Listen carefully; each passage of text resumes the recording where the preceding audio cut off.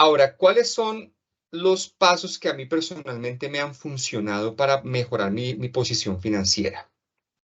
Lo primero es diagnosticar nuestra situación actual, ¿de acuerdo? Hay que contarnos la verdad de cómo estamos hoy, cómo estamos en cuanto a nuestros activos, nuestros pasivos y nuestro patrimonio. Y para eso traía precisamente un ejercicio que, si quieren, lo voy a colocar en un link público para que puedan acceder a él. Y les comparto esta plantilla. Esta plantilla que ustedes ven acá, básicamente está mostrando estos dos estados financieros, el estado de situación financiera y el estado de pérdidas y ganancias. Entonces, lo primero es que nosotros nos contemos la verdad acerca de cuáles son nuestros ingresos, tanto los que ganamos de forma activa como los que ganamos de forma pasiva. Esto es un ejemplo. Idealmente, ¿qué ingresos recibimos de diferentes estrategias de diversificación del portafolio? Como por ejemplo, si hacemos préstamos y recibimos intereses, invertimos en bolsa y recibimos dividendos de empresas. Y hoy día eso es súper sencillo de hacer. Tenemos un producto y recibimos regalías por ese producto que hemos dado en royalties, por ejemplo. Después de estos ingresos, tener una estimación muy exacta o muy precisa acerca de cuáles son nuestros gastos y nuestros costos en términos de vivienda, arrendamiento, pago de cuotas hipotecarias, alimentación, estudios, pago de tarjetas mensuales, en fin, todos los gastos que estemos generando mensualmente. Miren ustedes que en este ejemplo que les estoy mostrando acá, los ingresos son menores que los gastos y eso nos genera un flujo de caja negativo. El flujo de caja es el dinero que queda después de que recibimos los ingresos y pagamos todos los costos. Es el flujo de caja, lo que queda en la cuenta, lo que nos queda en la cartera, lo que nos queda debajo del colchón. Ese es el flujo de caja. De forma sencilla y para una persona de a pie, ese es el flujo de caja, lo que tenemos en cash, en dinero en efectivo. Ahora, después de tener claridad de esos ingresos y esos egresos, el siguiente paso es tener claridad acerca de cuál es nuestra situación financiera actual desde el punto de vista de estado de situación financiera consolidada. Y ahí es donde hablamos de los famosos activos, pasivos y el patrimonio. Entonces, aquí en activos decimos qué propiedades o qué valor en cuentas tenemos, cuáles son nuestros inmuebles, cuánto tenemos en acciones, en bonos, en bienes muebles, cuánto suma las propiedades que tenemos que nos pueden generar dinero, que nos pueden generar ingresos, ¿de acuerdo? No siempre la casa que tenemos, si de pronto quienes tengan casa, no siempre la casa es una inversión, no siempre es un activo, porque muchos de nosotros vivimos en casa propia, pero pagamos por esa casa y no está generando ingreso. Ahora, si logramos que esos bienes inmuebles produzcan ingreso, ahí sí podríamos decir que es un activo. Además de eso, muchos tienen lujos que no les producen dinero, sino que les quitan dinero. Entonces, aunque contablemente eso se vea como un activo, realmente no es un activo, sino que les estás generando erogaciones, gastos y gastos y gastos. Después de haber identificado los activos, tanto corrientes como activos no corrientes o bienes inmuebles, tendremos un valor total de activos, ¿de acuerdo? Que es en el ejemplo este valor que tenemos acá.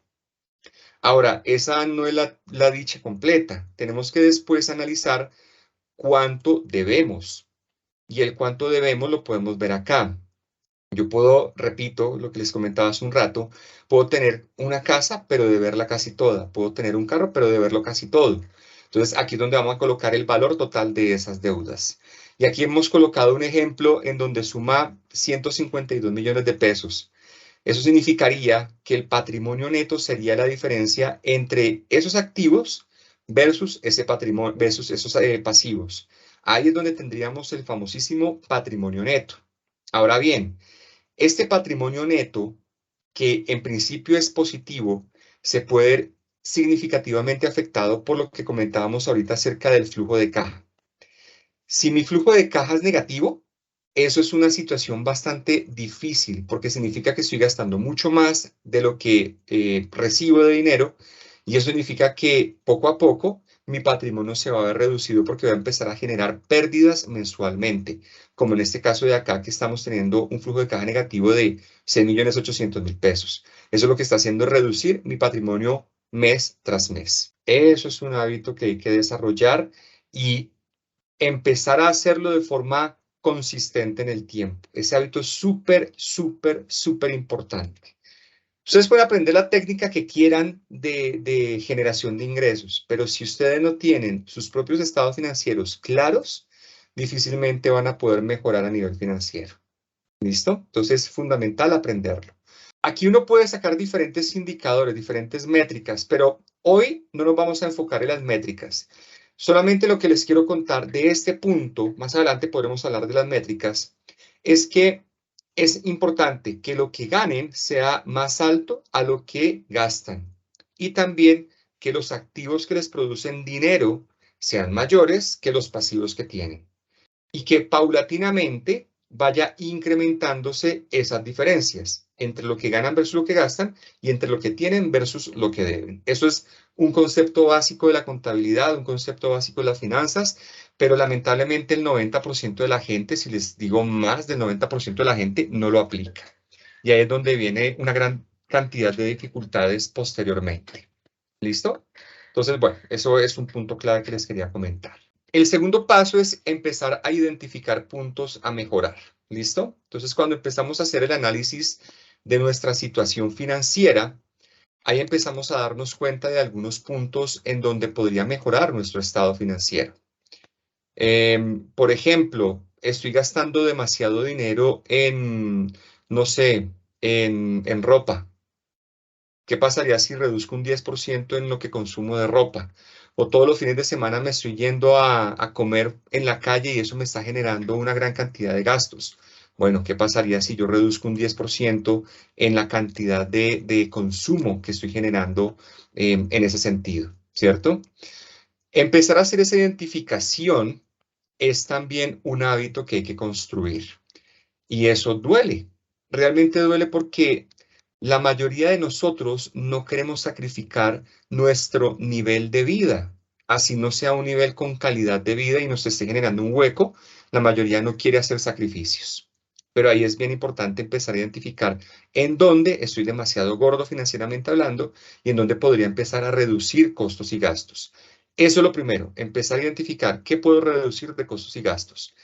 Y dentro de este análisis, pila, recuérdenlo, primero págate a ti mismo. Es decir, si ganas 1.000.000, empieza pagándote el 1%.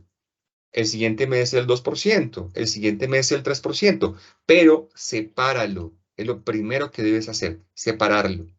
Y después empieza a ajustar tus costos y gastos con el restante del dinero. ¿Listo?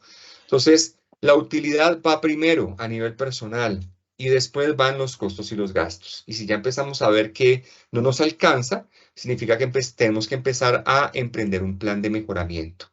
Ahí es donde establecemos objetivos y metas que sean realistas. No vamos a colocar, por ejemplo, que vamos a reducir los costos en un 50% en 2 meses. Eso normalmente no sucede. Puede que ocurra, pero normalmente no sucede. Pero sí un objetivo sencillito que sea, por ejemplo, el próximo mes voy a reducir en un 10% lo que gasto, por ejemplo, en transportes. Entonces ya no voy a coger Uber, sino que voy a tomar transporte público, me voy a levantar más temprano y si necesito caminar, pues camino 10 minutos más. Pero ese dinero que me ahorro, voy a llevarlo después a la utilidad, ¿de acuerdo? Objetivos pequeños, cortos, baby steps les llaman, pasos de bebé, que sean sencillos y que sean fáciles de lograr. Porque sucede que en la mente, cuando empezamos a lograr cositas pequeñas, el cerebro empieza a modelar un comportamiento ganador y empieza a creer que realmente puede lograr cositas cada vez más grandes. Y en la medida que vamos alcanzando metas cada vez más grandes, los objetivos van creciendo y eso va modelando el comportamiento también. Pero comencemos con objetivos pequeños. Yo antes no ahorraba y tampoco creía que pudiera ahorrar, y mucho menos pensando que estaba ganando lo mismo que hacía 5 años, 10 años. Pero Es cuestión de hábitos, vuelve y juega. Uno puede ganar lo mismo que estaba ganando hace 5 años y bueno, digamos que teniendo en cuenta los temas de inflación y crecimiento de los costos, aún así uno puede hacer ajustes en su vida en donde pueda hacer ahorros, ¿de acuerdo? Es cuestión de empezar a identificar la necesidad y empezarlo a hacer. Tomar la acción. Eso es precisamente el paso número 4, emprender acción. Y aquí es, yo diría que el punto más difícil de todos, de todos, porque muchas veces vamos a cursos, asistimos a seminarios, a conferencias y decimos, sí, sí, sí, esto lo tengo que hacer, sí, sí, sí, hay que hacerlo. Pero cuando llega el momento, no lo hacemos. Esto requiere decisión y disciplina. ¿Listo? Decisión y disciplina. Ahí es donde está la clave para este punto. Una recomendación que a mí personalmente me ha funcionado muy bien es en el celular. Yo creé en mi cuenta de Google, también lo pueden hacer en su cuenta de Hotmail o de Outlook o de Microsoft, la que tengan, crear un formulario automatizado para poder escribir todos los días los costos que tienen, el dinero que sacan para pagar todos los días. Entonces, por ejemplo, me creé un formulario muy sencillo en Google Forms, en donde coloco la fecha, donde coloco la cuenta, si es un gasto o es un ingreso, coloco la categoría del gasto o del ingreso, si es alimentación, si es pago de crédito hipotecario, lo que sea, escribo la categoría, escribo el valor y alguna observación que sea relevante. Pero el hecho de que lo tenga en el celular hace que cada vez que vaya a sacar dinero, entonces automáticamente registro el gasto o el ingreso en la aplicación, en esa hojita, en ese formulario.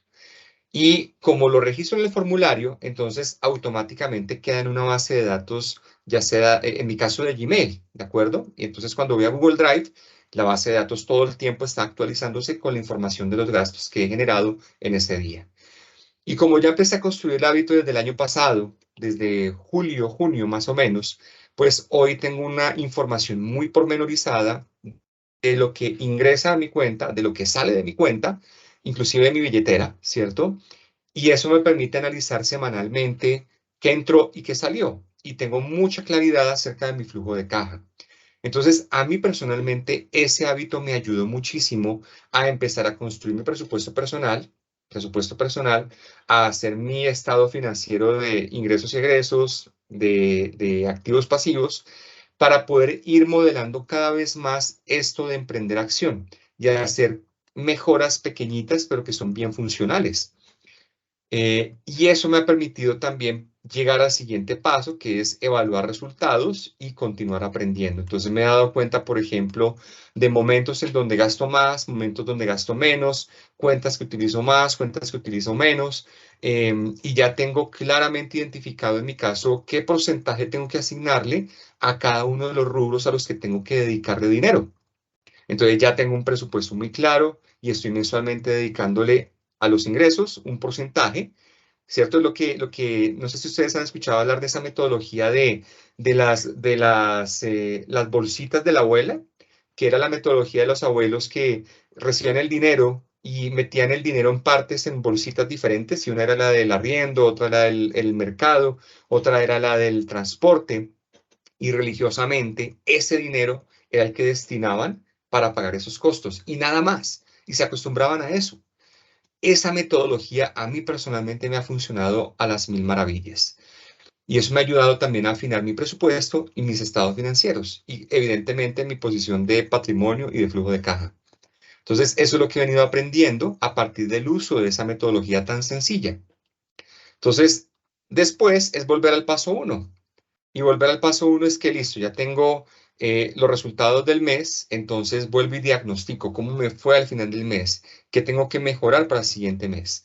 Y empiezo a continuar identificando oportunidades de mejora todo el tiempo. Esto se repite prácticamente mes tras mes, año tras año.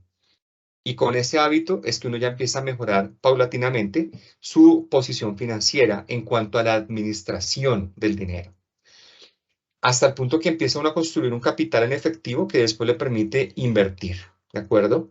No solamente ahorrar, yo estaba guardando el dinero en el banco y pues por efectos de la inflación eso pierde capacidad adquisitiva, porque la inflación del año pasado estaba al 3%, 4%, este año está al 10%.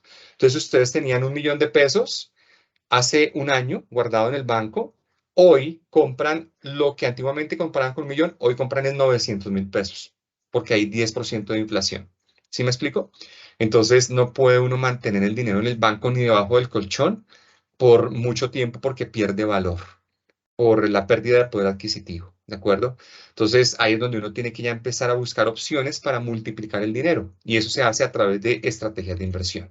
Digamos que en la medida que uno empieza a aplicar esto, no en un mes ni en 2 meses, pero sí al cabo de 6 meses uno empieza a ver resultados. Al cabo de un año se ve unos buenos resultados. Al cabo de 2 años, 3 años, 5 años, ya la cosa empieza a fluir muy, muy bien, ¿de acuerdo? Pero sí se necesita disciplina, tomar la decisión, disciplina y ser consistente, muy consistente en estos pasos que les acabo de mencionar.